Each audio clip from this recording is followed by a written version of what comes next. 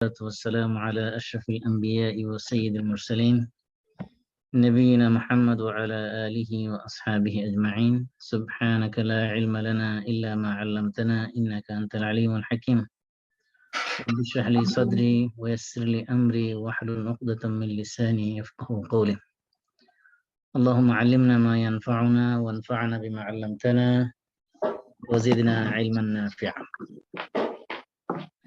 আলহামদুলিল্লাহ, আমরা কোরআনের একটা গুরুত্বপূর্ণ সূরা, যেটা আমরা নাম বলেছিলাম, এটাকে বলে সূরাতুল আদাব ওয়াল আখলাক, আদব এবং আখলাক সম্পর্কিত সূরা। এই সূরা আজকে আমরা ইনশাআল্লাহ আলোচনা শেষ করব। আজকে আমাদের 14 থেকে শেষ পর্যন্ত 18 নম্বর আয়াত পর্যন্ত আমরা ইনশাআল্লাহ আলোচনা করব। তো আজকে এই 14 থেকে 18 নম্বর আয়াত পর্যন্ত এই আয়াতগুলোতে আল্লাহ রাব্বুল আলামিন আরব বেদুইন কিছু, তাদের কিছু মানে তাদের কিছু স্বভাব চরিত্রের কথা এখানে তুলে ধরা হয়েছে, এবং তাদের কিছু কোরআনের বিভিন্ন জায়গায় আরবদেরকে বলা হয়েছে। সূরা তাওবা বলছে আল আরাবু আশাদ্দু কুফরান ওয়া নিফাকান। আরবরা হলো কুফরের দিক থেকে এবং নিফাকের দিক থেকে তারা সেরা। আরবদেরকে কুফরি এবং নিফাকের দিক থেকে বেশি অগ্রসর তাদেরকে কেন বলা হয়েছে এটা আমরা জানবো। তার আগে আমরা জানবো যে আরব কারা। তার আগে আমরা প্রাথমিক পর্যায়ে আমরা আগে অর্থগুলো জেনে নিই, তারপরে আমরা ইনশাআল্লাহ বিস্তারিত ব্যাখ্যা থেকে যাব। আল্লাহ রাব্বুল আলামিন বলতেছেন, আউযু বিল্লাহি মিনাশ শাইতানির রাজিম, ক্বালাতিল আ'রাবু আমান্না। ক্বালাত ছিল এটা, তার যে সাকিন, তার মধ্যে সাকিন ছিল বা সুকুন ছিল, এটার মধ্যে জের দেওয়া হয়েছে কারণ কি, মিলিয়ে পড়ার জন্য। ইলতিকাউ সাকিনাইন, দুই সাকিন একত্র হলে পড়া যায় না, সেজন্য ক্বালাত ছিল, যেমন ফাআলাতের মতো। এটা ক্বালাত ছিল, এটা ফিমেল, এটা হলো থার্ড পারসন সিঙ্গুলার ফিমেল। কিন্তু এখানে আরব, এটা হলো আরব।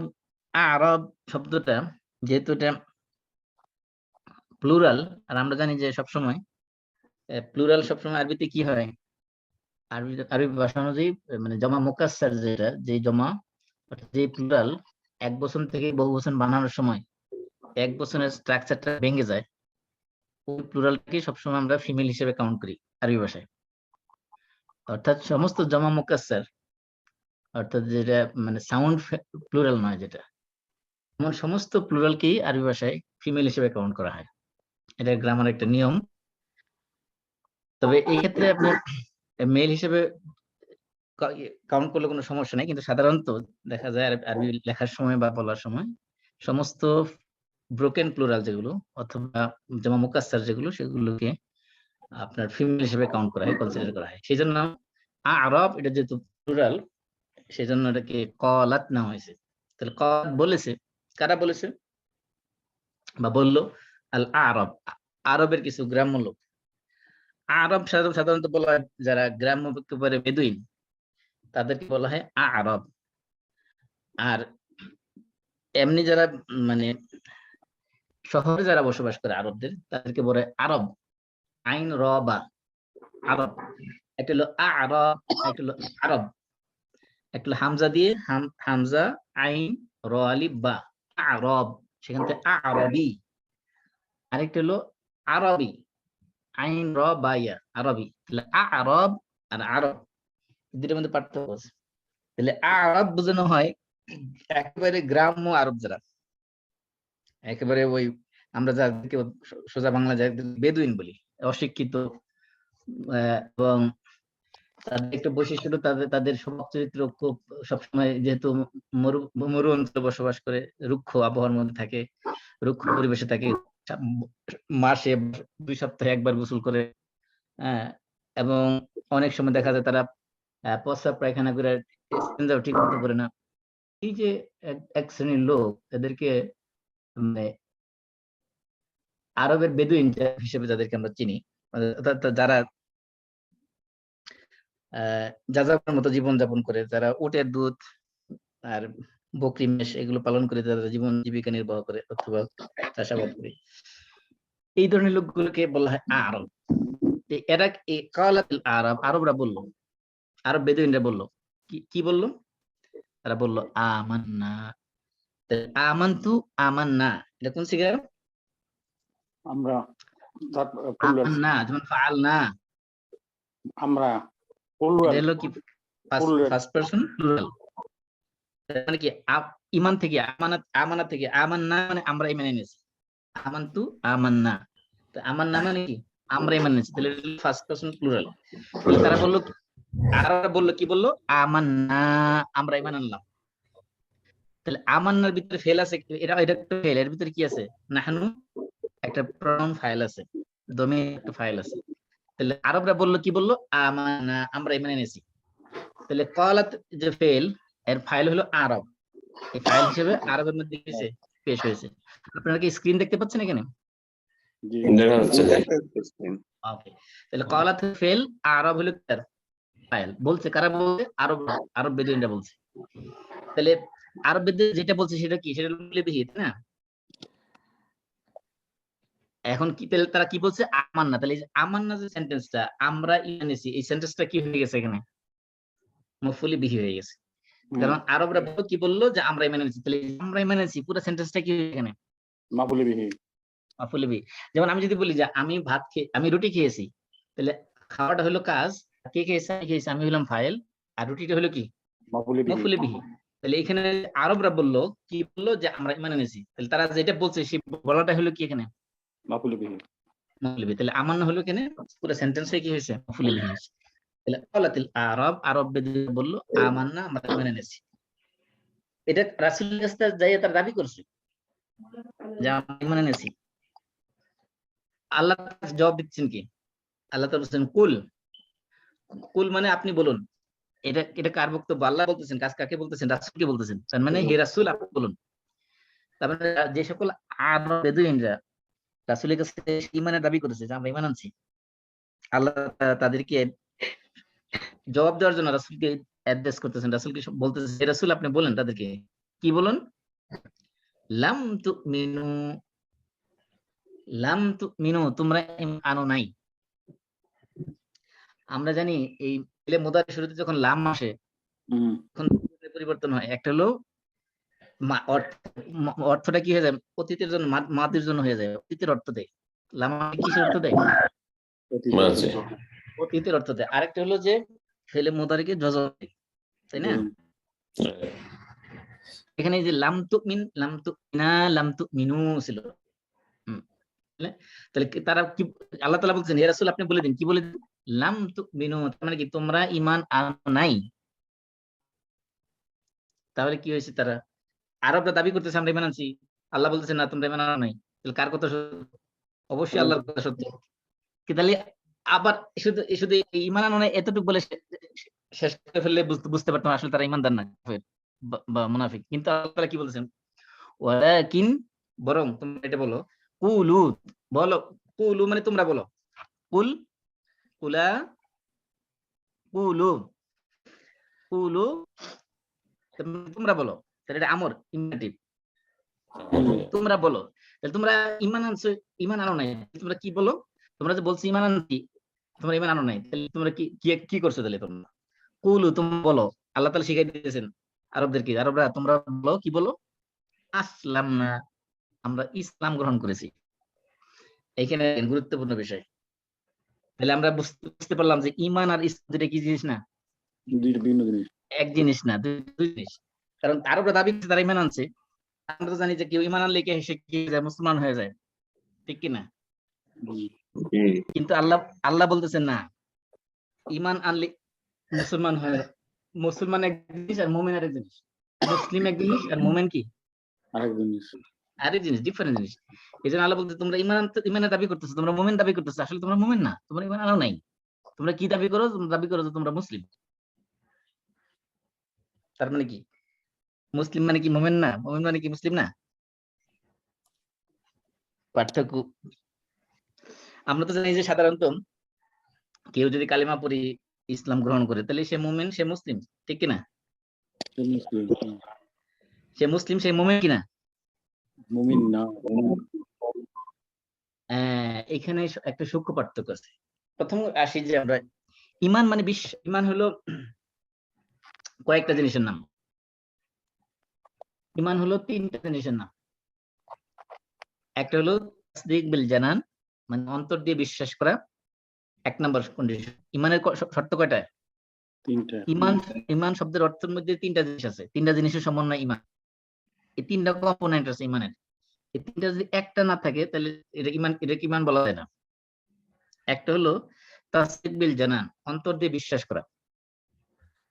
2 নম্বর ইকরার বিল লিসান, জবান দিয়ে মুখে স্বীকৃতি দেওয়া।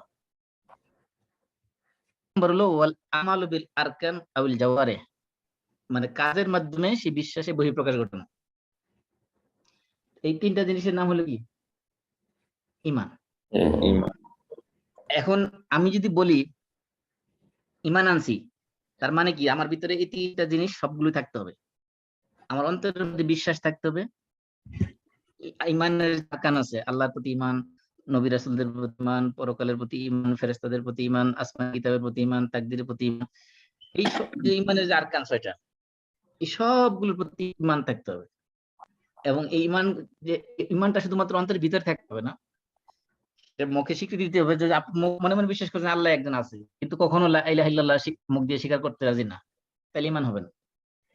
বিশ্বাসও থাকতে হবে অন্তরে, প্লাস মুখেও স্বীকৃতি দিতে হবে। 3 নম্বর কি করতে হবে? ইমানের দাবি। ইমানের দাবি কি? যেমন মনে করেন নামাজ পড়া, রোজা রাখা, হজ করা, যাকাত দেওয়া, ইমানের দাবি এগুলো। মুমিন হিসেবে এগুলো অবশ্যই পালনীয় কর্তব্য। হালাল হারাম বেঁচে চলা, নারীদের পর্দা মতো চলা, এই ইমানের দাবি, ইমানদার হিসেবে যেগুলো আবশ্যকীয় কর্তব্য, হালাল হারাম ইসলামের এবং ফরজিয়াত যেগুলো, ফরজ ইবাদত যেগুলো আছে, সেগুলো মেনে চলা হলো ইমানের দাবি। এগুলো যদি কেউ পরিপূর্ণভাবে না করে, তাহলে তার ইমান পরিপূর্ণ হয়নি। ইমান ঠিক আছে, কিন্তু তার ইমান কি পরিপূর্ণ না, পারফেক্ট ইমান নাই। এই জন্য আল্লাহ বলতেছেন তোমরা কি বলো? তোমরা বলো আসলামনা। তার মানে কি বোঝা গেছে? এখানে বোঝা গেছে যে ইসলাম এবং ইমান এদের মধ্যে সূক্ষ্ম পার্থক্য বোঝার জন্য তাহলে ইমানের অর্থ পাইলাম। ইমান হলো 3টা নাম: অন্তরে বিশ্বাস, স্বীকৃতি এবং কাজে প্রমাণ করা। কাজে প্রমাণ করাটা ইমান কেন? কারণ হলো মনে করেন ফর এক্সাম্পল, বিশ্বাসটা কখন বিশ্বাস বলা সে আসলে বিশ্বাস করছে এটা বোঝা যাবে কিভাবে? মনে করেন ফর এক্সাম্পল আপনি বিশ্বাস করেন যে আগুনের মধ্যে হাত দিলে আগুন পুড়ে যাবে, হাত পুড়ে যাবে। এখন এক লোক যদি জ্বলন্ত অঙ্গার নিয়ে খেলা করে, তাহলে কেউ দেখলে বিশ্বাস করবে এই লোক বিশ্বাস করে যে আগুন দিয়ে হাত পুড়ে যায়? অথবা কোনো একজন নিজে আগুনের মধ্যে ঝাঁপ দিয়ে পড়ে গেল, তাহলে কি কেউ বিশ্বাস করবে যে এই লোক বিশ্বাস করে যে আগুনের ঝাঁপ দিলে মানুষ পুড়ে যায়? না। সে হতে পারে সুইসাইড করতে পারে, সেটা আলাদা বিষয়, তার মেন্টাল একটা ডিসঅর্ডার বলা চলে। কিন্তু আপনি সুস্থভাবে যে বিশ্বাস করে, অথবা যে লোক মনে করেন বিশ্বাস করে সাপে কামড় দিলে মারা যায়, সেই লোক যদি সাপুরে না হয়, তাহলে কখনো সাপ যে হাতে ধরবে না, ধরবে? তার মানে যে বিশ্বাস করে যে জিনিসটা, তার বিশ্বাসের দাবি হলো সে অ্যাকশন যাবে। যে বিশ্বাস করে যে বাঘ সিংহ দেখলে কামড় দিতে পারে, তাকে যদি বলা হয় যে একটা পৃথিবীর সবচেয়ে বড় একজন মৃত্যু এসে যদি বলে তোমার ঘরে আমি বাঘ ঢুকছে আমি দেখছি নিজ চোখে, তাহলে আপনি কি করবেন? ওই মৃত্যুর কথা বিশ্বাস করে কি করবেন না? ঘরের ভিতরে ঢুকবেন না। তার মানে ইমানের বিশ্বাস দাবি হলো যে বিশ্বাস অনুযায়ী কি করা, অ্যাকশনে যাওয়া, কাজ করা। তাহলে ইমানদার যে ইমানের দাবি করবে, তাকে অ্যাকশনে যেতে হবে, কাজ করতে হবে। এই ইমানের মধ্যে 3টা জিনিস থাকতে হবে: তার অন্তরে বিশ্বাস থাকতে হবে, মুখে স্বীকৃতি দিতে হবে এবং কাজের বহিঃপ্রকাশ ঘটাতে হবে ইমানের। কিন্তু আমরা বলি কি, নামাজ না পড়লে কি ইমান ঠিক আছে? অনেকে আছে না এরকম বলে না, বাংলাদেশে আছে, নামাজ না পড়লে কি হবে, আমার ইমান ঠিক আছে। তার মানে সে বুঝতে যাচ্ছে যে কাজটা ইমান না। অথচ আল্লাহ রাসূল হাদিস ছিল, আল্লাহ রাসূল বলছে যে আল ঈমানু বিদউন সাবউনা শুবা, ইমানের 70-এর উপরে শাখা প্রশাখা রয়েছে। এর মধ্যে সর্বোচ্চ মানে সবচেয়ে উঁচু লেভেলের যে শাখা, সেটা হলো কাউলু লা ইলাহা ইল্লাল্লাহ। লা ইলাহা ইল্লাল্লাহ দেওয়া, এটা হলো সবচেয়ে বড় শাখা ইমানের। আর সবচেয়ে ছোট শাখা যেটা ইমানের, সেটা হলো কি, ইমাতাতুল আযা আনিত তরিক, রাস্তা থেকে কষ্টদায়ক জিনিস সরিয়ে ফেলা। মনে করেন একটা কলার ছোপ দেখলেন, কলার খোসা দেখলেন, অথবা একটা পাথর দেখলেন, একটা কাঁটা দেখলেন, অথবা একটা ভাঙা কাঁচের টুকরা দেখলেন রাস্তার মধ্যে, অথবা একটা ময়লা দেখলেন, এই জিনিসটা আপনি মানুষের অন্য কেউ কষ্ট পাই এটা থেকে আপনি মানুষ থেকে সরাই দিলেন, এটা আপনি ইমানের একটা ইমানের একটা কাজ করলেন, ইমানদার হিসেবে দিলেন। তার মানে ইমান হলো কাজের নাম, ইমান শুধু বিশ্বাসের নাম না। ইমান হলো, বিশ্বাস তো অবশ্যই অন্তরে থাকবে, অন্তরের মধ্যে বিশ্বাস না রেখে শুধু কাজ করে ওটা ইমানদার হবে না। এই যে দুনিয়াতে যত বড় বড় দানবীর আছে দেখবেন, যারা অমুসলিমদের মধ্যে দানের সংখ্যা মুসলমানদের চেয়ে কয়েকশো গুণ বেশি। এমন লোক আছে আমেরিকায়, একজন বড় লোক আছে যে 60টা ইউনিভার্সিটি করছে তার নিজের খরচে, 60টা ইউনিভার্সিটি করছে, একটা মসজিদ মাদ্রাসা করে নাই। তাহলে যে তারা এত এত দান করতেছে, ডোনেশন করতেছে, এগুলো তো সব পাবে না? না, কিছু পাবে না। কারণ কি? কারণ হলো তার অন্তরের প্রতি বিশ্বাস নেই আল্লাহর প্রতি। আল্লাহর প্রতি বিশ্বাসটা অবশ্যই ক্যাপিটাল, এটা মূলধন, এটা আপনার থাকতে হবে। থাকা পরে যদি আপনি কাজে অ্যাকশনে যান তাহলে আপনি সব পাবেন। কিন্তু ইমান যদি না থাকে, সে যত বড় ভালো কাজ করে দুনিয়াতে, সেই ভালো কাজ 1 পয়সার দাম আল্লাহর কাছে নাই। আল্লাহ বলছেন ওয়াকাদিমনা ইলা মা আমিলু মিন আমালিন জাআলনাহু হাবাআম মানসুরা। মানুষ যত ভালো কাজ করবে না কেন, সেগুলো সমস্ত নেক কাজগুলোকে, সবের কাজগুলোকে আমি পুরন্ত ধূলিকণায় পরিণত করে দেব। এই জন্য ইমান থাকতে হবে। ইমান থাকলেই শুধু যথেষ্ট নয়, ইমান অন্তরে থাকতে হবে, প্লাস সেটা কাজে পরিণত করতে হবে। তাহলে এবার আসি আমরা ইসলামের অর্থে। ইসলাম আর ইসলাম, ইসলামিক দৃষ্টিকোণ থেকে আমরা যদি চিন্তা করি, ইসলামিক যে পরিভাষা, ইসলামিক পরিভাষায় ইসলাম শব্দটাকে 2টা অর্থে ব্যবহার করা হয়, এবং এই 2টা অর্থ ভালো করে আপনাকে বুঝতে হবে, তাই নাহলে আপনি এই আয়াতের অর্থ বুঝবেন না এবং ইসলামের অর্থ বুঝবেন না। ইসলাম শব্দের শাব্দিক অর্থ কি? প্রথমে আসি। ইসলাম শব্দের শাব্দিক অর্থ হলো ইস্তিসলাম। ইস্তিসলাম মানে হলো সারেন্ডার করা, সাবমিশন, সারেন্ডার। মানে নিজেকে, নিজের ইচ্ছাকে, নিজের উইলকে, নিজের সমস্ত কিছুকে আল্লাহর কাছে সঁপে দেওয়া। মানে আল্লাহ যা করতে বলবে সেটা আমি করব, আমার নিজস্ব চয়েস নাই। আল্লাহ যেটা আমাকে চয়েস করে দিবে যে তুমি, তোমার জন্য এটা ভালো, এটা কল্যাণকর, তুমি এটা করো। আল্লাহ বলবে যে এটা খারাপ, এটা করো না, আমি সেটাই করবো না। এইরকম সম্পূর্ণরূপে নিজেকে সাবমিট করা আল্লাহর কাছে, সঁপে দেওয়ার নাম হলো ইসলাম। এটা হলো একটা অর্থ। এটা অর্থ কি? সম্পূর্ণরূপে নিজেকে আল্লাহর কাছে সঁপে দেওয়া, সারেন্ডার করা। এই এই এই অর্থে কোরআনে অনেক আয়াত আছে, যেমন আল্লাহ তাআলা বলছেন ইয়া আইয়ুহাল্লাযীনা আমানুত্তাকুল্লাহা হাক্কা তুকাতিহি, তোমরা আল্লাহকে যথাযথ ভয় করো, ওয়ালা তামুতুন্না ইল্লা ওয়া আনতুম মুসলিমুন, আর তোমরা মুসলমান না হয়ে মৃত্যুবরণ করো না। এখানে মুসলমান না হয়ে মৃত্যুবরণ করো না মানে কি? কমপ্লিটলি আল্লাহর কাছে নিজেকে সুপর্দ না করে, সারেন্ডার না করে, আল্লাহর দ্বীনের কাছে মাথা নত না করে, আল্লাহর বিধানের কাছে নিজেকে সঁপে না দিয়ে তোমরা মৃত্যুবরণ করো না। এটা হলো একেবারে কমপ্লিট সারেন্ডার। আল্লাহ তাআলা ইব্রাহিম আলাইহিস সালামকে বলছেন ইয ক্বালা লাহু রাব্বুহু আসলিম, যখন তার রব তাকে বলল আসলিম, আত্মসমর্পণ করো, সারেন্ডার করো, ইসলাম গ্রহণ করো। ইব্রাহিম আলাইহিস সালাম বললেন আসলামতু লিরাব্বিল আলামিন, আমি রব্বুল আলামিনের সামনে কি করলাম? ইসলাম গ্রহণ করলাম। মানে কি? রব্বুল আলামিনের সামনে নিজেকে সঁপে দিলাম, সারেন্ডার করলাম। এজন্য দেখেন ইব্রাহিম আলাইহিস সালাম, এই ইব্রাহিম আলাইহিস সালাম একক ব্যক্তি হিসেবে গোটা এক উম্মাত ছিলেন। আল্লাহ বলেন ইন্না ইব্রাহিমা কানা উম্মাতান, তিনি একটা ব্যক্তি, একটা উম্মত ছিলেন। কারণটা কি? কারণ তিনি আল্লাহর কাছে এমন ভাবে সঁপে দিয়েছেন, আল্লাহ তাআলা যখন যা বলেছেন সেটা ওনার পছন্দ হোক বা না হোক, উনি এটা নির্দ্বিধায় মেনে নিয়েছেন। যেমন ওনার বৃদ্ধ বয়সে একটা সন্তান হয়েছে, আল্লাহ আদেশ করেছেন যে সন্তানকে মরুভূমিতে রেখে আসো, যেখানে কোনো গাছপালা নাই, কোনো বাড়িঘর নাই, সেখানে রেখে আসো স্ত্রী সহ। তিনি রেখে আসছেন। বলছেন যে বাচ্চা যখন হাঁটা চলার বয়স হলো, বললো বাচ্চাকে কোরবানি করো। উনি কোরবানি করার জন্য প্রস্তুতি নিলেন। এই যে সারেন্ডার করা, যেটাকে বলে সম্পূর্ণরূপে নিজেকে সারেন্ডার করে দেওয়া আল্লাহর কাছে, আল্লাহ যা বলবে সেটাই আমি করবো, এটা হলো কমপ্লিট সারেন্ডার। এটা হলো একটা ইসলামের একটা স্পেশাল অর্থ, ইসলাম শব্দের স্পেশাল মিনিং এটা। আরেকটা মিনিং আছে জেনারেল মিনিং। সেই জেনারেল মিনিং কি? জেনারেল মিনিং হলো যে আপনার বাহ্যিক দিক থেকে দেখলে বোঝা যাবে সে মুসলিম, সে ইসলাম গ্রহণ করেছে, মুসলমানদের সাথে চলাফেরা করে, মুসলমানরা যা খায় সে খায়, মুসলমানদের কেবলা মানে বাইতুল্লাহকে কেবলা মানে। মনে করো আমাদের দেশে অনেক আছে না যারা মনে করেন শুক্রবার জুমার নামাজ পড়ে, ঈদের নামাজ পড়ে, আবার এই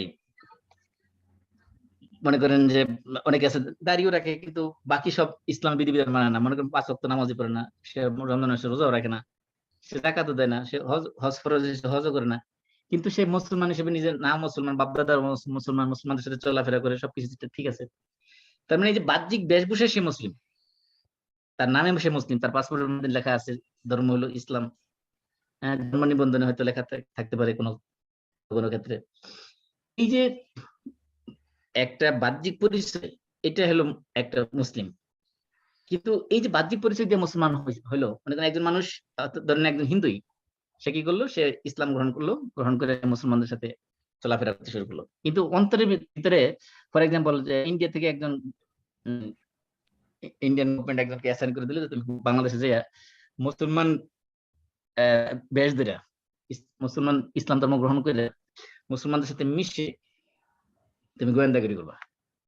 এখন সে যে মুসলমান হিসেবে পরিচিতি চাইছে বাংলাদেশে, সে কিন্তু আসলে ইসলাম গ্রহণ করেনি।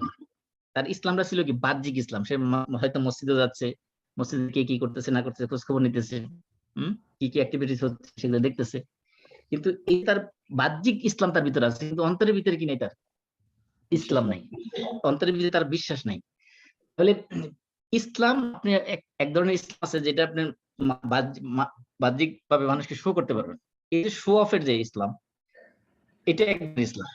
আরেক ধরনের ইসলাম হলো যে না, আপনার অন্তর থেকে ঈমানও আনছেন, সম্পূর্ণরূপে আল্লাহর কাছে নিজেকে সঁপে দিয়েছেন, আল্লাহর ইচ্ছার কাছে, আল্লাহ ইসলামী শরীয়তের কাছে নিজেকে সঁপে দিয়েছেন। মানে কি, ইসলামী শরীয়তের বাইরে কোনো কাজ আমি করতে রাজি না, আল্লাহর নির্দেশের বাইরে, রাসূলের সুন্নাহর বাইরে আমি কোনো কাজ করতে রাজি না। এটা হলো আরেকটা মিনিং, ওটা হলো স্পেশাল মিনিং, আর জেনারেল মিনিং।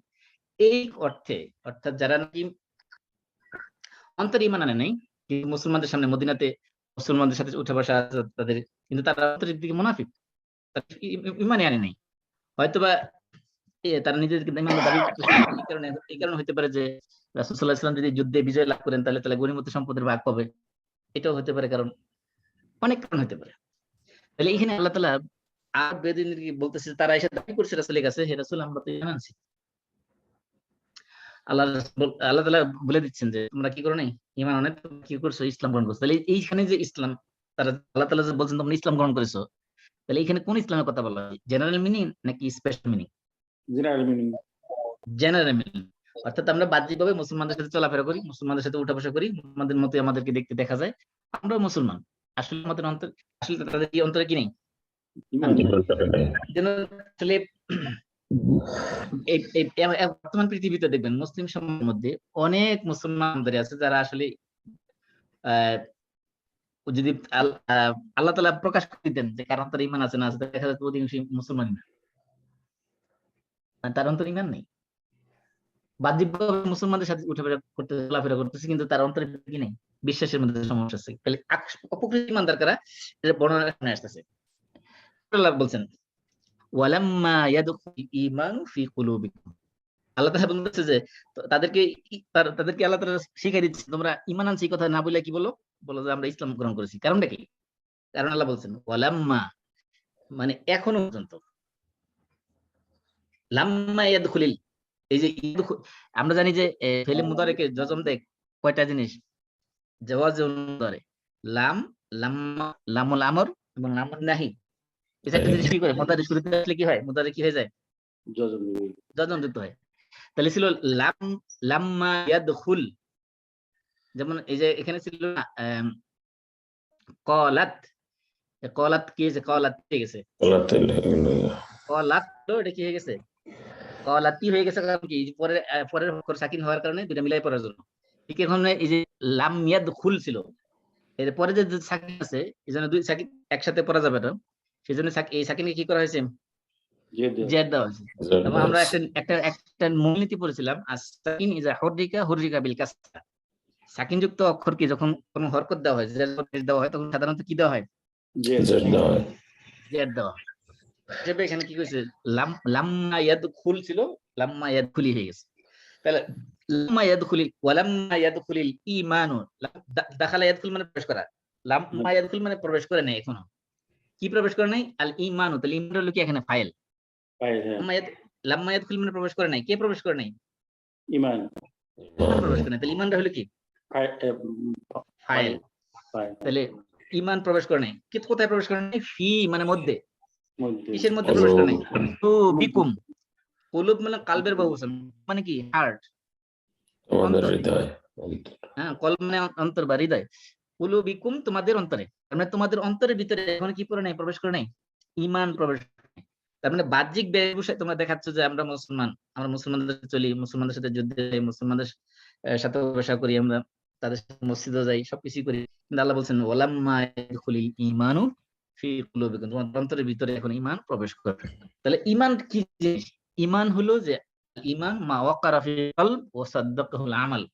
ঈমান হলো যে অন্তরের ভিতরে আল্লাহ রাব্বুল আলামিন একটা নূর ঢেলে দেন তার অন্তরের মধ্যে, যেই নূরটা তাকে কি করে, তাকে এই ঈমানের যে নূর তার অন্তরের ভিতরে যখন ঢুলে, তখন তার সমস্ত ভালো কাজ ভালো লাগে, সমস্ত খারাপ কাজ তার খারাপ লাগে। কারণ আল্লাহ রাসূল বলছেন যে ইযা সারাতকা হাসানাতুকা ওয়া সাআতকা সাইয়্যাতুকা ফাআনতা মুমিন। আল্লাহ রাসূল ঈমানদারদের সংজ্ঞা দিয়েছে মুমিনের, তুমি কোনো ভালো কাজ করলে তোমার অন্তরের মধ্যে শান্তি জাগে, অন্তরটা ভালো লাগে, মনটা খুশিতে ভরে যায়।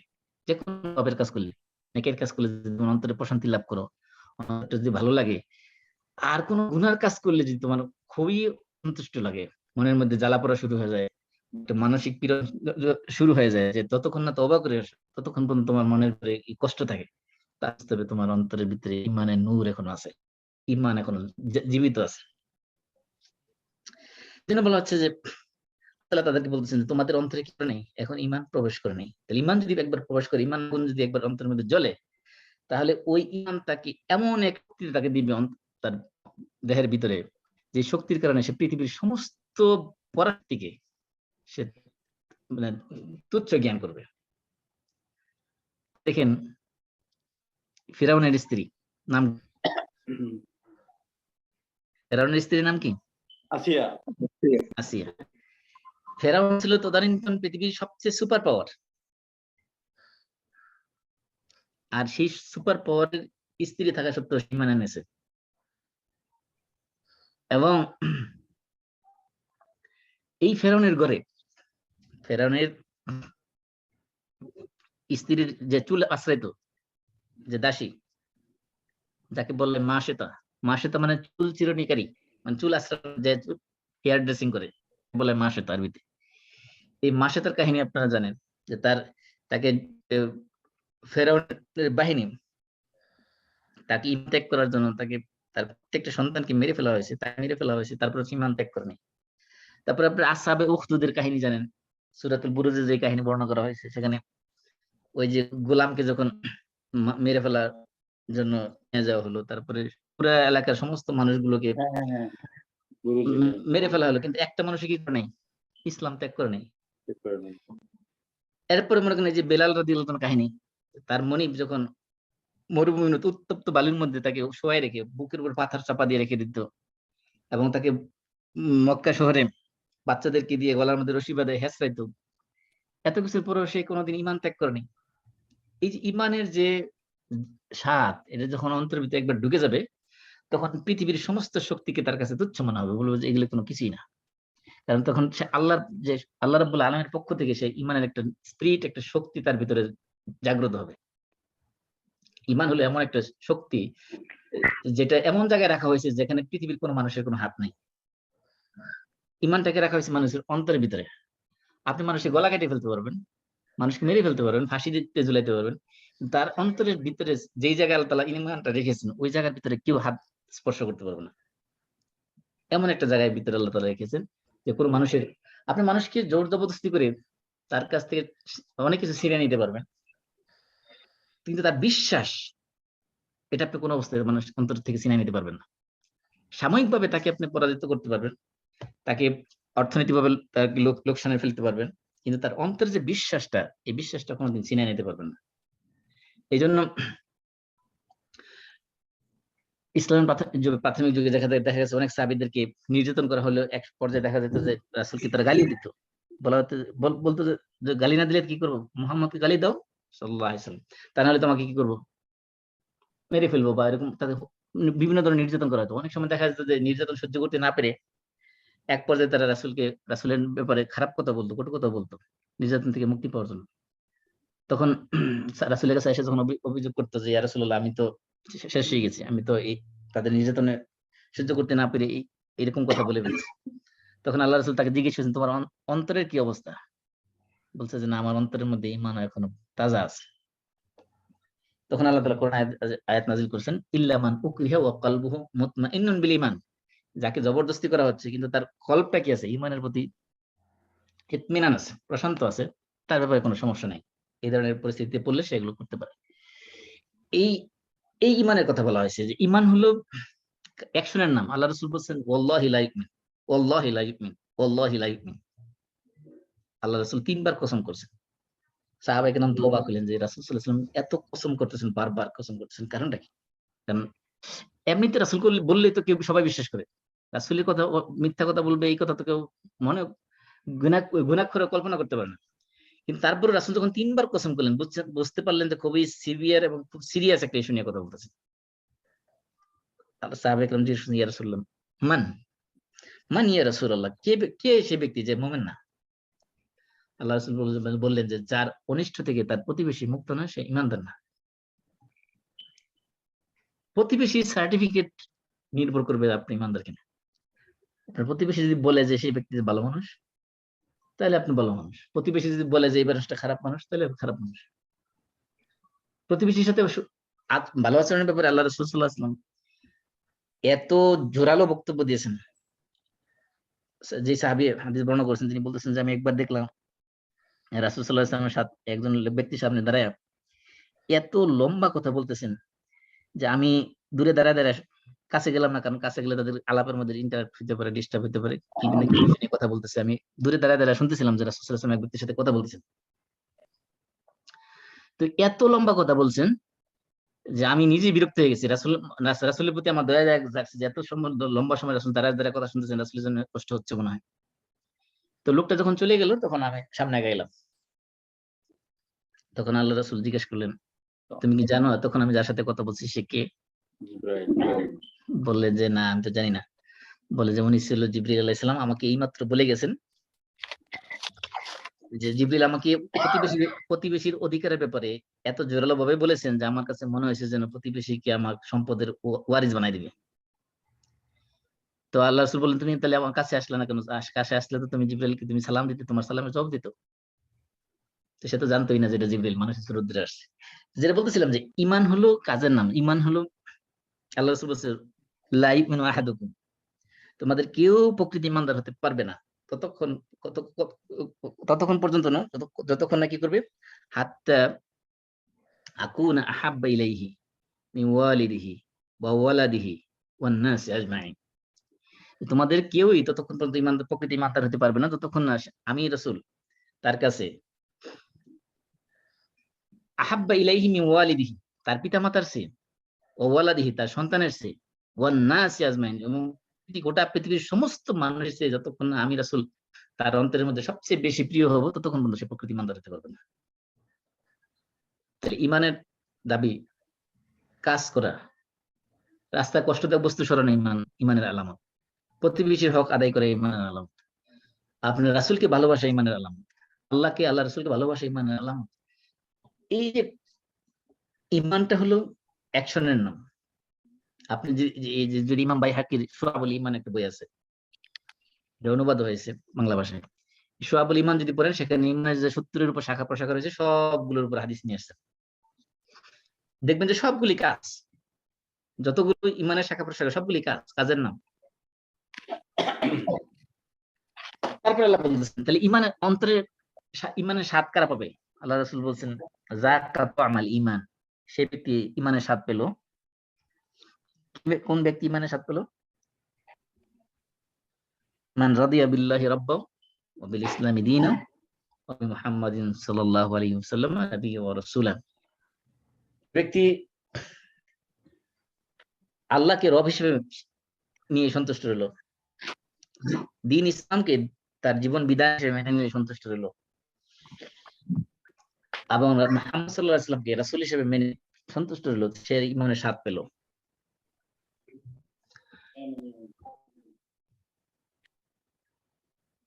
তারপরে আরেক হাদিসে বলা হয়েছে যে আরবাউ মান কুন্না ফীহি ওয়াজাদা বিহিন হালাওয়াতুল ঈমান, যে ব্যক্তির মধ্যে 4টা গুণ থাকবে সে কি পাবে? ঈমানের স্বাদ পাবে। তার মধ্যে কি বলা হয়েছে?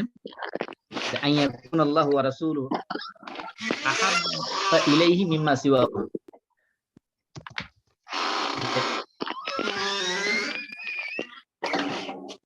আওয়াজ আসতেছে, একটু আওয়াজটা বন্ধ করে দেন।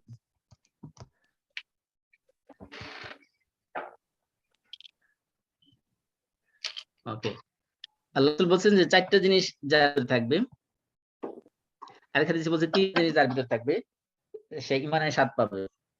সে 3 জিনিস কি কি?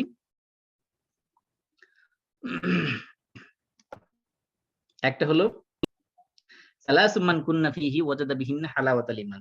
3টা জিনিস যার ভিতরে থাকবে সেই ঈমানের স্বাদ পাবে। এক নম্বর হলো আইয়াকুন আল্লাহু ওয়া রাসূলুহু আহাব্বা ইলাইহি মিম্মা সিওয়াহুম। পৃথিবীর সমস্ত কিছুর চেয়ে আল্লাহ এবং আল্লাহর রাসূল সবচেয়ে প্রিয় হবে তার কাছে। এটা যার ভিতরে থাকবে সেই ঈমানের স্বাদ পাবে। 2 নম্বর ওয়া ইউহিব্বাল মারআ লা ইউহিব্বু ইল্লা লিল্লাহ। কোন ব্যক্তিকে, কোন মুসলমান ভাইকে যখন সে ভালোবাসবে, শুধুমাত্র সে যদি আল্লাহর ওয়াস্তে ভালোবাসে তাহলে সে ঈমানের স্বাদ পাবে। 3 নম্বর হলো ওয়া আন ইয়াকরাহা আন ইয়াউদা ফিল কুফরি বা'দা আন আনকাযাহু আল্লাহু মিনহু কামা ইয়াকরাহু আন ইউকযাফা ফিন-নার। যে আল্লাহ তাআলা তাকে কুফরি থেকে মুক্তি দেওয়ার পরে সে আবার কুফরের দিকে যাওয়াটাকে এমন ভাবে অপছন্দ করে, যেমনি ভাবে তাকে আগুনে নিক্ষেপ করাকে এটাকে অপছন্দ করে, ঠিক তেমনি ভাবে সে অপছন্দ করে কুফর থেকে ফিরে যেতে ঈমান আনার পরে। এই 3টা গুণ যার ভিতরে আছে সেই ঈমানের পাবে। এই জন্য ঈমানের স্বাদ হলো, স্বাদ আমরা জানি, স্বাদ হলো একটা ফিলিংস, একটা অনুভূতি। এই স্বাদ আমরা পাই না, কারণ হলো আমরা অনেক সময় ফিল করি না। অনেক কাজ আমরা করি, কিন্তু আমরা ফিল না করার কারণে স্বাদটা পাই না। যেমন মনে করেন, ফর এক্সাম্পল, আপনি যখন মসজিদে হেঁটে যান, প্রত্যেক কদমে 10টা করে নেকি লেখা হয়, মানে একবার একটা করে, এখন হাদিসে আছে একটা করে নেকি লেখা হয়, একটা করে গুনাহ মাফ করে দেওয়া হয়। এই যে আমরা কি কখনো ফিল করি যে আমি যে প্রত্যেকটা কদম যখন দিই, আমি কি ফিল করি যে গুনাহ থেকে একটা কমে গেল, আর আমার সওয়াবের পাল্লা একটা সওয়াব এড হলো? এই জিনিসটা আমরা ফিল করি না। আমি যখন ওযু করি, আল্লাহ রাসূল বলছেন যখন মানুষ ওযু করে, ওযু করার সময় যখন ওযুর অঙ্গ প্রত্যঙ্গগুলো ধৌত করে, সে যখন মুখ দিয়ে কুলি করে, কুলির পানির সর্বশেষ পানির যে ফোঁটাটা পড়ে মুখ থেকে, ওই পানির সাথে তার গুনাহগুলো জড়িয়ে পড়ে যায়। সে যখন নাকে পানি দেয়, মুখে পানি দেয়, হাতে পানি দেয়, পায়ে পানি দেয়, যে অঙ্গগুলো সে ধৌত করে, ওই অঙ্গের দ্বারা কৃত গুনাহগুলো তার সাথে জড়িয়ে পড়ে যায়। আমরা যখন ওযু করি, এই ফিলিং কি আমাদের আসে যে আমি যে ধুইতেছি, শুধুমাত্র বাহ্যিক অঙ্গগুলোই দিতেছি না, এর মাধ্যমে আমি আমার গুনাহগুলো দিতেছি, গুনাহগুলো জড়িয়ে পড়তেছে।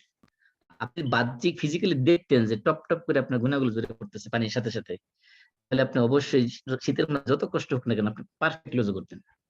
এজন্য রাসূল বলছেন যে উত্তম আমল যেগুলো, এর মধ্যে একটা বলছেন যে ইসবাগুল উযু আলাল মাকারি, যে কষ্ট থাকা সত্ত্বেও ওযু পারফেক্টলি করা। এই যে আমরা অনেক সময় অনেক কাজ করি কিন্তু স্বাদ পাই না, কারণ কি? স্বাদ পাই না কারণ আমরা ফিল করি না। এই যে ফিলিংসটা অন্তরের মধ্যে আনতে হবে। যেমন কোরআন তেলাওয়াত করি আমরা, কোরআন তেলাওয়াত করে মজা পাই না। কারণ কি? আমাদের ভিতরে ফিলিংস আসে না। আপনি যদি মনে করেন যে আমি আমার মুখ দিয়ে যে শব্দটা বের করতেছি এটা আল্লাহর কথা, সুবহানাল্লাহ, আল্লাহর কথাটা আমি আমার মুখ থেকে বের করতেছি, এই যে ফিলিংসটা, এটা যদি আমি তেলাওয়াতের পরে আসে, তো অটোমেটিক্যালি আপনার ভিতরে অন্য ধরনের একটা ফিলিংস কাজ করবে। আপনি যদি মনে করেন আমি এই গুনাহগার, এই সারাদিন কত গুনাহ করি, সারা জীবনে কত গুনাহ করেছি, আমার এই গুনাহগারের এই গুনার মুখ দিয়ে আমি আল্লাহর ওয়ার্ডটা, আল্লাহর বাণীটা আমার মুখ দিয়ে বের হচ্ছে, এইটা যে একটা ফিলিংস, এটাতে আপনি অনুভব করতেন, ফিল করতেন, তাহলে দেখতেন আপনার কোরআন তেলাওয়াতের মজাটাই অন্যরকম হবে। আপনি যখন সিজদাতে যান, সিজদার মধ্যে যখন সুবহান রাব্বিয়াল আ'লা, আমি মহামহিম আল্লাহ তাআলা করতেছি, তাসবিহ করতেছি, প্রশংসা করতেছি। আল্লাহ তাআলা কত বিশাল, কত মহান, কত গ্রেট এক সত্তা, যে আল্লাহ রাসূল বলতে কিয়ামতের দিন আল্লাহ রাব্বুল আলামিনের আরশকে ৮ জন ফেরেশতা বহন করবে। এই ৮ জন ফেরেশতার বর্ণনা হাদিসের মধ্যে আসছে যে আল্লাহ রাসূল বলছে আমাকে আল্লাহ তাআলা অনুমতি দিয়েছেন তাদের বর্ণনা দেওয়ার জন্য, যে একজন ফেরেশতার কানের লতি থেকে কাঁধের দূরত্ব হবে ৭০০ বছরের রাস্তা। সুবহানাল্লাহ। ঐরকম, তাহলে একজন ফেরেশতার কানের লতি থেকে কাঁধ পর্যন্ত দূরত্ব হবে ৭০০ বছরের রাস্তা, তাহলে ফেরেশতাটা কত বড় হবে? এইরকম ৮ জন ফেরেশতা আল্লাহ রাব্বুল আলামিনের আরশকে কি করবে? বহন করবে। এই যে বিশাল এক স্রষ্টার আপনি প্রশংসা করতেছেন, তাসবিহ করতেছেন, এই ফিলিং যদি থাকতো তাহলে আল্লাহ রাব্বুল আলামিনের সামনে যে যখন সিজদা দিতেন তখন সিজদার ভিতরে যে একটা মজা লাগতো, যে মজার কারণে আপনার মাথা উঠাইতে মনে চাইতো না। এই জন্য আমরা অনেক সময় আছে ইমানের যে স্বাদটা, এটা এই যে ফিলিংসটা অন্তরের ভিতরে আনার জন্য যেই কাজগুলো করা দরকার। আমরা বাহ্যিক কাজ করে যাই কিন্তু ভিতরে স্বাদ পাই না। স্বাদ না পাওয়ার কারণ হলো অন্তর দিয়ে আমরা ফিল করি না জিনিসটাকে। আর মজা আমরা যে কোনো জিনিস মনে করেন আপনি খাচ্ছেন, দেখা গেল যে আপনি খাইতেছেন আবার টিভি দেখতেছেন, দেখবেন যে আপনি খাবার মধ্যে মজা পাচ্ছেন না। কোন সময় কোন ফাঁকে খাবার শেষ হয়ে গেছে টেরই পাচ্ছেন না। অথবা আপনি খাইতেছেন আরেকজনের সাথে গল্প করতেছেন, আপনি খাবার মজা পাচ্ছেন। কিন্তু আপনি যদি খাবারটাকে অল্প অল্প করে নিয়ে চিবিয়ে চিবিয়ে খান, ভালো করে খান, ফিল করেন যে এটা মজার খাবার, তখন দেখবেন যে এই খাবারটা আপনার কাছে অন্যরকম একটা প্রতীতি লাগতেছে। যেন আমরা যখন কোনো কাজ কমপ্লিটলি মনোযোগ সহকারে করি তখনই সেটা মজাটা পাবো। এই জন্য নামাজের মজা পাওয়ার জন্য নামাজের সবচেয়ে গুরুত্বপূর্ণ জিনিস হলো খুশু। যেন আল্লাহ রাব্বুল আলামিন বলেছেন ক্বাদ আফলাল মুমিনুন আল্লাযিনা ফি সালাতিহিম খাশিউন। ঈমানদারদের ওই সকল মুমিনরাই সফল কাম হয়ে গেছে যারা তাদের নামাজের ভিতরে খাশিয়া মানে বিনয়ী, তাদের ভিতরে খুশু আছে, আল্লাহর ভয় তাদের অন্তরের ভিতরে আছে। যাই হোক, এই ঈমান নিয়ে আলোচনা করলে এটা শেষ হবে না, কারণ ঈমান এক বিশাল এক অথৈ সাগর। ওয়া ইন তুতিউল্লাহ, আল্লাহ তাআলা বলছেন যদি তোমরা কি করো, তুতিউ, ইন তুতিউ, ইন এটা কি, এটা হলো হারফে শর্ট কন্ডিশনাল সেন্টেন্স। ইন তুতিউল্লাহ, যদি তোমরা কি করো, আল্লাহর আনুগত্য করো। তুতিউ তোমরা আনুগত্য করো, ইতাআত করো, কার আনুগত্য করো, আল্লাহ, আল্লাহর। তাহলে তুতিউ তোমরা আনুগত্য করো, এখানে ফেল এবং ফাইল আছে, তোমরা আনতুম। আল্লাহ হলো কি তাহলে মফউল বিহি।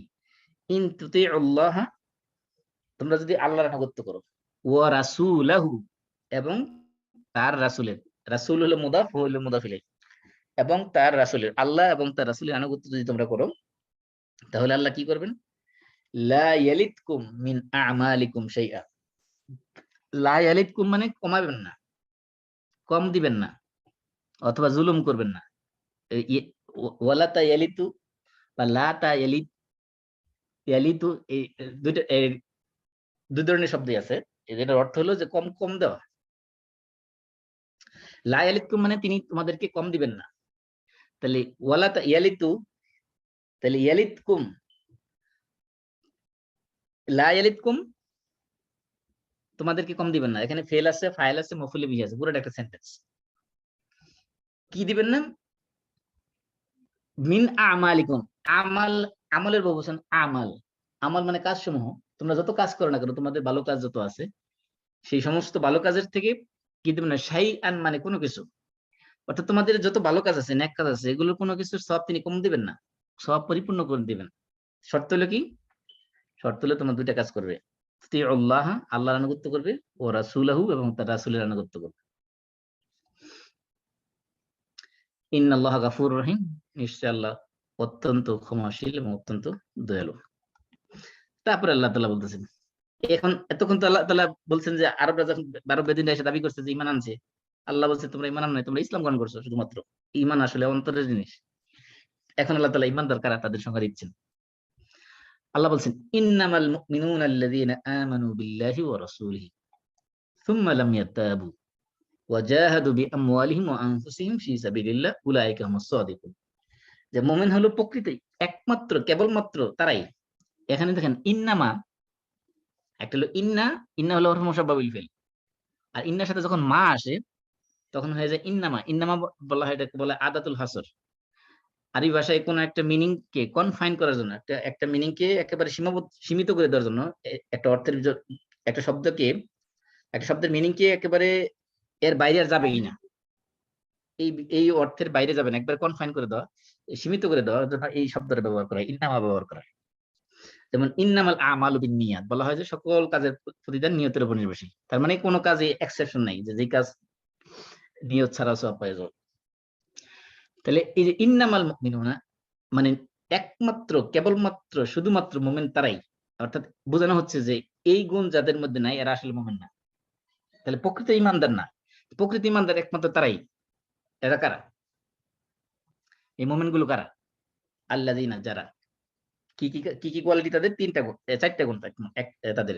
এক নম্বরে আমানু বিল্লাহি, তাহলে আমানা, আমানা, আমানু, দেখুন সিগা থার্ড পারসন প্লুরাল, এটা পাস্ট টেন্স মাদি, তাই না? ফাআলা জি। ফাআলু আফআলু আমরা পড়ছি না? জি। তাহলে আমানু তো এটা কোন সিগার? Third person male plural. plural, তাহলে আমানু যারা কি করছে? ঈমান এনেছে। আল্লাযিনা আমানু যারা কি করেছে? ঈমান এনেছে। ঈমানের পরে সবসময় বি আসে। এটার একটা প্রোনাউন আসে। এটাকে আরবিতে বলা হয় সিলা। ইংলিশে যেরকম অ্যাপ্রোপ্রিয়েট প্রিপোজিশন তারপরে আপনার কিছু আছে না আপনার ফ্রেজাল ভার্ব আছে যেগুলো সবসময় যেমন বিলিভ ইন এরকম আরবিতে কিছু শব্দ আছে যেগুলোর সাথে কিছু প্রোনাউন সবসময় যুক্ত থাকে। যেমন ঈমানের পরে সবসময় বি আসবে। আমানা বি। তাহলে আমানুর পরে যে বি আসছে এই বা হরফে জর যদিও কিন্তু এই আলাদা এটা কোনো আলাদা কোনো অর্থ নাই। এটা ঈমানের সাথে শব্দ এটা। বিল্লাহি বা হরফে জর কাজ হলো পরবর্তী ইসিম কি দেওয়া? জের দেওয়া। এজন্য বিল্লাহি হয়েছে। তাহলে যারা কি করছে? আমানু বিল্লাহি যারা আল্লাহর প্রতি ঈমান এনেছে। ওয়াও হরফে আতফ আর হরফে আতফ মাতুফ আলাই কি হয়? এরাব সেম হয়। তাহলে বিল্লাহি আল্লাহর মধ্যে যেহেতু জের হয়েছে এজন্য রাসূলের মধ্যে কি হয়েছে? রাসূলের মধ্যে জের হয়েছে। রাসূল হলো মুদাফ আর হি হলো মুদাফ ইলাইহি। তাহলে যারা কি করেছে? আল্লাহর প্রতি ঈমান এনেছে এবং তার রাসূলের প্রতি ঈমান এনেছে। এই দুইটা গুণ। তাহলে ঈমান কার প্রতি আনতে হবে? আল্লাহর প্রতি আনতে হবে, আল্লাহ রাসূলের প্রতি আনতে হবে। আর কি? ৩ নম্বর গুণ। সুম্মা লাম ইয়ারতাবু। এখন প্রশ্ন হলো যে তাহলে তো ঈমান তো শুধু আল্লাহ এবং রাসূলের প্রতি ঈমান আনার কথা বলছে। বাকি যে ঈমানের আরকান সেগুলোর কথা কেন বলেন নাই? আল্লাহ এবং আল্লাহ রাসূলের প্রতি ঈমান যদি আনা হয় তাহলে বাকি সবগুলো এই কান টানলে যেরকম মাথা আসে এরকম বাকি ঈমানের সমস্ত শাখা প্রশাখা এমনি চলে আসবে। কারণ কি?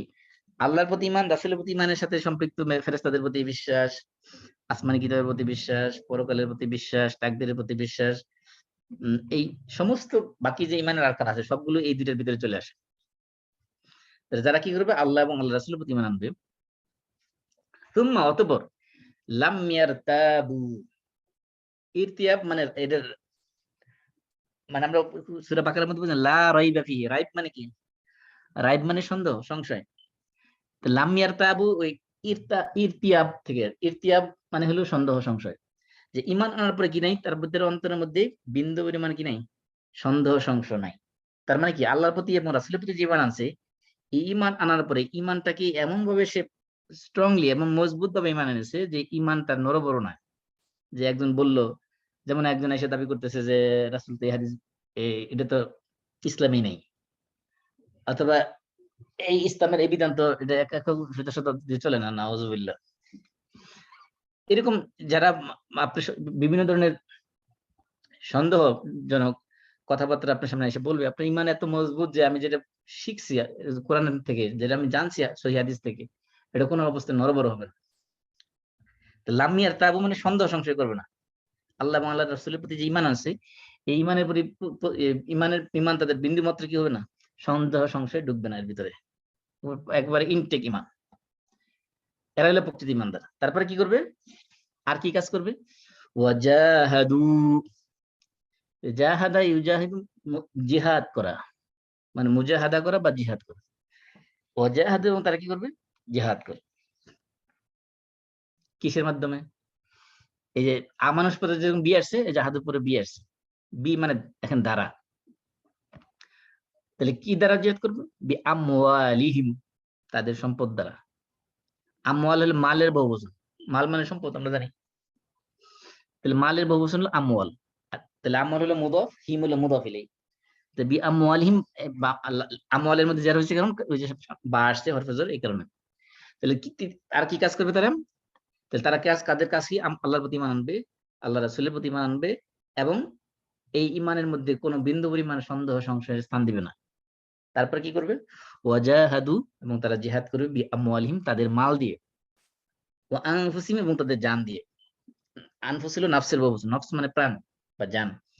জীবন দিয়ে, জান এবং মাল দিয়ে তারা কি করবে? সংগ্রাম করবে, জিহাদ করবে। কোথায়? ফি সাবিলিল্লাহ, আল্লাহর রাস্তায়। উলাইকা হুমুস সাদিকুন। উলাইকা হুমুস সাদিকুন। এরাই কেবলমাত্র একমাত্র শুধুমাত্র সত্যবাদী ঈমানের দাবিতে। তার মানে কি?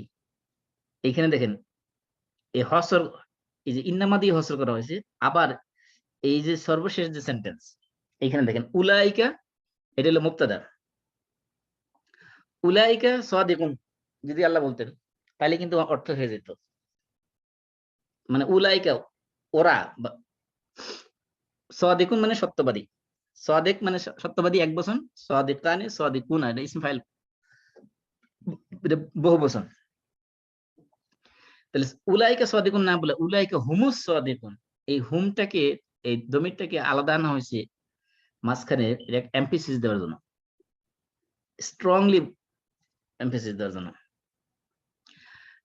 উলাইকা হুমুস সাদিকুন, যে এরাই কেবলমাত্র সত্যবাদী। তার মানে কি বোঝা গেছে, এই কাজগুলো যারা করবে না এরা ইমানের দাবিতে সত্যবাদী না। আল্লাহ যেহেতু বলছে এরাই কেবলমাত্র একমাত্র ইমানের দাবিতে সত্যিকারের ইমানদার, এরাই একমাত্র ইমানের দাবিতে সত্যবাদী, এর মানে এর বাইরে যারা আছে এই কাজগুলো যারা করবে না তারা আসলে ইমানের দাবিতে সত্যবাদী না। তাহলে কি করতে হবে ইমানদার হিসেবে, আল্লাহ এবং আল্লাহ রসুলের প্রতি যে ইমান, এই ইমান এমন মজবুত ইমান থাকতে হবে যে ইমানের ভিতরে বিন্দু পরিমাণে কোনো সন্দেহ সংশয় কোনো ডাউট কোনো সময় থাকবে না। আর কি করতে হবে, আল্লাহ রাস্তায় জান এবং মাল দিয়ে, মাল এবং জান দিয়ে, দেখেন আগে কি করা হয়েছে, আগে মালের কথা বলা হয়েছে, তারপরে কি করেছে, জানের কথা বলা হয়েছে। মানে কি জীবনের চেয়ে আপনার সম্পদের দাম বেশি, আগে মালের কথা কেন বলেছে, পরে জানের কথা কেন বলেছে? কারণ হলো অনেক সময় আপনার সম্পদ দেওয়ার চেয়ে জান দেওয়া বেশি সহজ। কিভাবে, এটা আবার কিরকম কথা, মনে করেন যে আপনি যুদ্ধের ময়দানে গেলেন, একটা গুলি খেলেন, মারা গেলেন, শহীদ হয়ে গেলেন, এটা একবারে এই কয়েক মিনিটের ব্যাপারের মধ্যে শেষ হয়ে গেল, জীবন দিয়ে দিলে, উৎসর্গ করে দিলে। কিন্তু আপনি কষ্ট করে প্রতিদিনকার যে কামাই, এই কামাই থেকে তিলে তিলে গড়ে তোলা সম্পদ, এটা আল্লাহ রাস্তায় ব্যয় করে ফেলা এবং দিনের পর দিন, মাসের পর মাস, বছরের পর বছর, এবং কি মৃত্যুর আগ পর্যন্ত দিতেই থাকা, এটা খুবই কঠিন কাজ। আর আল্লাহ তাআলা মানুষের যে সকল ফিতরাত দিয়ে সৃষ্টি করেছেন, মানুষের মানবিক যে নেচার গুলো দিয়েছেন, তার মধ্যে একটা হলো তুহিব্বুনাল মালা হুব্বান জাম্মা। আল্লাহ রাব্বুল আলামিন বলেন তোমরা মালকে এমন ভাবে ভালোবাসো যে এরপর আর কোনো ভালোবাসা থাকতে পারে না। হুব্বান জাম্মা, হুব মানে ভালোবাসা, আর জাম্মা এর একটা অ্যাডজেক্টিভ দেওয়া আছে, জাম্মা শব্দের অর্থ হলো এমন ভালোবাসা এরপর আর কোনো ভালোবাসাই নেই। অর্থাৎ পৃথিবীতে মানুষ সম্পদকে এত বেশি ভালোবাসে যে এর চেয়ে আর কোনো জিনিসকে ভালোবাসে না। এমনকি এই সম্পদের জন্য স্বামী স্ত্রী সন্তান মা বাবা সব, ভাই বোন সবার সাথে শত্রুতা তৈরি হতে পারে। মানুষকে মেরে ফেলতে পারে, নিজের আপন ভাইকে মেরে ফেলতে পারে, খুন করে ফেলতে পারে, স্বামী স্ত্রীকে খুন করতে পারে, স্ত্রীর স্বামী খুন করতেছে, কত ঘটনা করতেছে।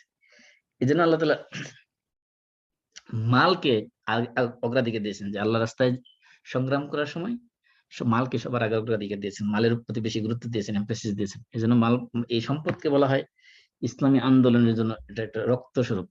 রক্ত যেমন শরীরে না থাকলে ওই দেহ চলতে পারে না, একটা একটা আন্দোলন কখনো এই সম্পদ ছাড়া এটা চলতে পারে না। এই জন্য আল্লাহ তাআলা এখানে মালের কথা আগে বলছেন, তারপরে জাত দিতে বলছেন। এই এরা হলো ইমানের দাবিতে সত্যবাদী। তারপরে আল্লাহ তাআলা বলতেছেন কুল আতুআল্লিমুনা আল্লাহ বিদীনিকুম, কুল হে নবী আপনি বলে দেন। এই যে আরবরা এসে রাসূলের সামনে দাবি করছে যে আমরা ইমানদার, আল্লাহ তাআলা বলতেছেন হে রাসূল তাদেরকে বলে দেন আতুআল্লিমুনা আল্লাহ বিদীনিকুম। মানে হলো হরফে ইস্তেফাম, এটাকে ইস্তেফাম মানে প্রশ্নবোধক, মানে মানে কি, তুআল্লিমুনা তোমরা জানাইতে চাচ্ছ, আতুআল্লিমুনা তোমরা কি জানাইতে চাচ্ছ, আল্লাহ মানে আল্লাহকে, তুআল্লিমুনা এটা ফেল, এর ভিতরে ফাইল আছে আনতুম, আল্লাহ হলো কি মাফউল বিহি। তো আতুআল্লিমুনা আল্লাহ তোমরা কি আল্লাহকে জানাইতে চাচ্ছ, বিদীনিকুম দিন মানে তোমাদের দিন সম্পর্কে, দিন মানে তো দিন, কুম মানে কুম তোমাদের, বিদীনিকুম তোমাদের দিন সম্পর্কে, অর্থাৎ তোমরা যে ইমানদার হইছো, দিনদার হইছো, তোমরা যে ইমান গ্রহণ করছো, এইটা আল্লাহ তোমরা জানাইতে চাচ্ছ। আল্লাহ কি জানেন না তোমাদের অন্তরের ভিতরে ইমান ঢুকছে কি ঢুকছে নাই, তোমরা আসলে ইমানদার কি নাকি মুসলিম, মুমিন নাকি মুসলিম, আল্লাহ কি জানে না, তুমি কোন লেভেলের ইমানদার কোন লেভেলের মুসলিম সবই তো আল্লাহ জানেন। তোমরা কি আল্লাহকে জানাইতে চাচ্ছ, ওয়াল্লাহু, তবে তোমরা দেখে দেখো, আল্লাহু ইয়ালামু মা ফিস সামাওয়াতি ওয়া মা ফিল আরদ, আল্লাহ তাআলা শুধু আমাদের অন্তরের খবরই রাখে না, আল্লাহু ইয়ালামু মা ফিস সামাওয়াতি ওয়া মা ফিল আরদ, এই গোটা সমস্ত আসমান জগতে, সমস্ত আসমানে, এই যে চন্দ্র সূর্য গ্রহ নক্ষত্র স্টার গ্যালাক্সি প্ল্যানেট যা কিছু আছে, ক্ষুদ্রাতি ক্ষুদ্র বৃহত্তর, এই সব কিছু সম্পর্কে আল্লাহ জানেন। ওয়াইয়ালামু মা ফিল আরদ, এবং কি পৃথিবীতে যা কিছু আছে সব জানেন। মা ফিল আরদ, মা বলতে বোঝানো হয়েছে এভরিথিং, একেবারে সূক্ষ্মাতি সূক্ষ্ম কোনো কিছু বাদ নেই। সেই আল্লাহ কি তোমাদের অন্তরে করে রাখেন না? ওয়াল্লাহু বিকুল্লি শাইইন আলিম, আল্লাহ তাআলা সমস্ত বিষয় সম্পর্কে মহাজ্ঞানী। পরে আল্লাহ তাআলা বলতেছেন, আমরা সমাজে তো শেষ, আমরা শেষ করে দিচ্ছি সংক্ষেপে।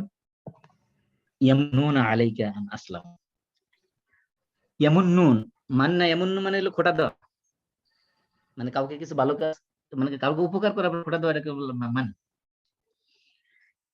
তো ইয়ামুন্নুনা আলাইকা, তারা আপনাকে কি করে, আপনার প্রতি দয়া দেখায়, আপনাকে কোনো কিছু দেওয়ার পরে ওটা আবার বার উল্লেখ করার নাম হলো মান। তো রাসূলের প্রতি ঈমান আনছে আরবরা, ঈমান আনার পরে আমার মাধ্যমে মনে হচ্ছে যে রাসূলের উপর কল্যাণ করছে, রাসূলকে উপকার করছে, রাসূলকে খোঁটা দিতেছে, তারা তো আপনার প্রতি ঈমান আনছে। ইয়ামুন্নুনা আলাইকা আন আসলাম, তারা যে ইসলাম গ্রহণ করেছে, এটার জন্য তারা আপনাকে কি করতেছে, আপনাকে দয়া দেখাচ্ছে, আপনার প্রতি অনুগ্রহ করতেছে। ঈমান এনে ইসলাম গ্রহণ করে তারা আপনার উপর দয়া করেছে, অনুগ্রহ করছে, এটা তারা বোঝাতে চাচ্ছে। আল্লাহ তাআলা বলছেন, কুল, হে রাসূল আপনি বলে দিন, লা তামুন্নু আলাইয়া ইসলামাকুম, তোমরা যে ইসলাম গ্রহণ করছো, এই ইসলাম গ্রহণ করার কারণে তোমরা আমার প্রতি কোনো দয়া করো নাই, কোনো অনুগ্রহ করো নাই, কোনো কিছু আমাকে দাও নাই। তোমাদের ইসলাম তোমাদের কাজে লাগবে, আমার আমার জন্য তোমরা ইসলাম গ্রহণ করো না, ইসলাম গ্রহণ করছো তোমাদের নিজেদের লাভের জন্য। কারণ কি, বালিল্লাহু ইয়ামুন্নু আলাইকুম আন হাদাকুম লিল ঈমান, আল্লাহ তাআলা তোমাদের প্রতি দয়া করেছেন, তোমাদের প্রতি উপকার করেছেন, তোমাদের প্রতি ইহসান করেছেন, যে তোমাদের কি আন হাদাকুম লিল ঈমান, তোমাদের ঈমানের জন্য হেদায়েত দিয়েছেন, ঈমান আনার প্রতি তোমাদেরকে গাইডলাইন দিয়েছেন। আল্লাহ যদি হেদায়েত না দিত, তোমাদের অন্তরের ভিতরে ঈমান না জাগাইতো, তুমি আনতে পারতে না। তোমরা যে ঈমান যদি নিয়ে থাকো সত্যিকারে, তাহলে তোমরা, আল্লাহর দয়া তোমাদের উপরে, আল্লাহর অনুগ্রহ তোমাদের উপরে, যে তিনি তোমাদেরকে ঈমান আনার জন্য কি দিয়েছেন, হেদায়েত দিয়েছেন, সঠিক পথ দেখিয়েছেন। ইন কুনতুম সাদিকিন, আল্লাহ তাআলা আবার বলতেছেন, ইন কুনতুম সাদিকিন, যদি তোমরা ঈমানের দাবি সত্যবাদী হয়ে থাকো। কারণ আল্লাহ তাআলা জানেন যে আসলে কারা ঈমান, কারা ঈমান না। এজন্য আগে যদি তোমরা সত্যি সত্যি ঈমান এনে থাকো অন্তর থেকে, তাহলে আল্লাহ তাআলা তোমাদের প্রতি দয়া করেছেন, ইহসান করেছেন। তো এটা রাসূলকে তোমরা খোঁটা দিচ্ছ কেন? রাসূলকে প্রতি দয়া করতেছো, যে ঈমানের কারণে তোমরা মনে করতেছে যে রাসূলের প্রতি ভালো একটা, রাসূলকে দয়া করছি, আমরা ইহসান করছি, আমরা ঈমান এনেছি, আপনার সাথে আছি, আপনার দল বাড়ি করছি। এটা রাসূলের প্রতি কোনো ইহসান করো নাই, রাসূলের প্রতি কোনো দয়া করো নাই, রাসূলের প্রতি কোনো অনুগ্রহ করো নাই, পরে তোমাদের প্রতি আল্লাহর অনুগ্রহ, যে আল্লাহ তোমাদেরকে ঈমানের পথ দেখাইছেন, তোমরা সত্য পথ পেয়েছো, ঈমানের পথ পেয়েছো, যদি তোমাদের ঈমানের দাবিতে সত্যবাদী হও।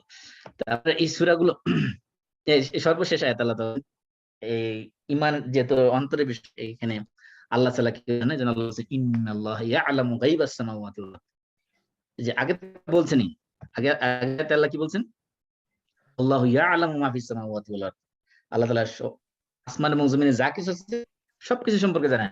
এরপর আবার আল্লাহ তাআলা কনক্লুশন টানছে এই আয়াত দিয়ে, এই কনসেপ্ট দিয়ে, ইন্নাল্লাহা ইয়ালামু গায়বাস সামাওয়াতি ওয়াল আরদ, তোমরা তো দৃশ্যমান যেগুলো আছে এগুলো তো আল্লাহ জানেনই। মানুষ তো মনে করে যেগুলো দেখা যায় শুধু আল্লাহ বলছেন না, গায়বাস সামাওয়াতি ওয়াল আরদ, গায়ব মানে অদৃশ্য, ভিজিবল যেগুলো না, গোপন সিক্রেট যেগুলো আছে, এমনকি আটলান্টিক মহাসাগরের অতল গভীরে, সেখানে যদি একটা পাথরের ভিতরে ছোট্ট একটা পোকা যদি সেখানে ক্ষুধার কারণে চিৎকার মারে, আল্লাহ তাআলা সেটাও, আল্লাহ বলছেন গায়বাস সামাওয়াতি ওয়াল আরদ, আসমান এবং জমিনে, আসমান সমূহ এবং জমিনে, পৃথিবীতে যত অদৃশ্য যেগুলো গোপন যা আছে, যেগুলো পৃথিবীর কোনো মানুষ জানে না, সেগুলোর সম্পর্কে আল্লাহ তাআলা অবগত আছেন। আল্লাহু বাসীরুম বিমা তা'মালুন, আল্লাহ রাব্বুল আলামিন তোমরা যা কিছু করো না কেন, তোমাদের সমস্ত কাজ তিনি দেখেন। এইজন্য ঈমানদার হওয়ার জন্য, একমাত্র সত্যিকার ঈমানদার হওয়ার জন্য আল্লাহ রাব্বুল আলামিনের কাছে, দুনিয়াতে আমরা অনেক বাহ্যিক লেবাস দিয়ে, পোশাক দিয়ে মানুষকে প্রমাণ দেখাইতে পারবো যে আমরা অনেক বড় ঈমানদার, অনেক বড় বুজুর্গ, অনেক বড় মুত্তাকি, কিন্তু আসলে আল্লাহর সামনে কে প্রকৃত মুত্তাকি, কে প্রকৃত পরহেজগার, কার ঈমানের লেভেল কোন পর্যায়ে, এটা জাজ করবেন একমাত্র আল্লাহ রাব্বুল আলামিন। সেজন্য আমাদের ইখলাসের সাথে একমাত্র আল্লাহ রাব্বুল আলামিনকে সন্তুষ্ট করার উদ্দেশ্যে ইসলামিক কাজ করার দরকার, ঈমানকে তাজা করার জন্য ইবাদত করা দরকার। আমাদের অন্তর থেকে কখনো যাতে কোনো রিয়া, কোনো ধরনের সুমআ, মানুষকে শোনানো, মানুষকে দেখানো, প্রদর্শন ইচ্ছা যেগুলো, এগুলো যাতে আমাদের অন্তরের মধ্যে স্থান না পায়, আল্লাহ রাব্বুল আলামিন আমাদের তৌফিক দান করে। এই সূরার মধ্যে আল্লাহ রাব্বুল আলামিন অনেকগুলো দিক নির্দেশনা আমাদেরকে দিয়েছেন, সেগুলো আমাদের জীবনে, আমাদের সমাজে, ব্যক্তি জীবনে, পারিবারিক জীবনে এবং সমাজ জীবনে বাস্তবায়ন করার তৌফিক দান করুন। আমরা এখানে শেষ করছি। আপনাদের কারো কোনো প্রশ্ন থাকলে বলতে পারেন।